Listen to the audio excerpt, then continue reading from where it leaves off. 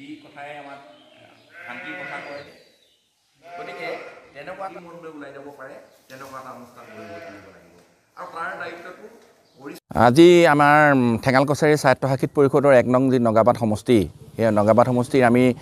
23-24 বৰ্ষৰ যিমানবিলাক আঁচনিৰ কাম আছিল কামবিলাকৰ আজি আমি শুভ আৰম্ভণি কৰিছোঁ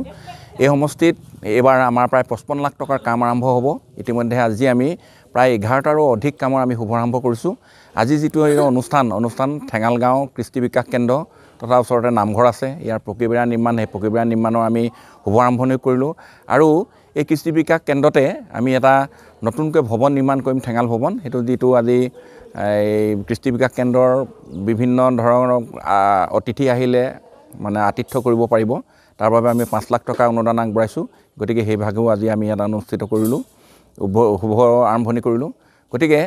আজি বিভিন্ন সময়ত বেলেগ সমষ্টিটো বেলেগ কাম আৰম্ভ কৰিম এইকেইদিনতে আমি প্ৰথম আজি আমাৰ কিতাবৰ সমষ্টিৰ নগাবাদ ঠেঙাল গাঁৱৰ 1 নং সমষ্টিত আৰম্ভ কৰিছোঁ কালিলৈ আমি ঠিক তেনেকৈ মেৰাপানীত আমি কাম আৰম্ভ কৰিমগৈ কেইদিনমানৰ আগতে আমি চাওদাং পথাৰত আমি কাম আৰম্ভ কৰিলোঁ গতিকে এইকেইদিন আমি ঠেঙাল কছাৰী স্বায়ত্তশাসিত পৰিষদে 2023-24 বৰ্ষৰ সকলোবিলাক কাম আমি পূৰ্ণগতিত আৰম্ভ কৰি যাম ধন্যবাদ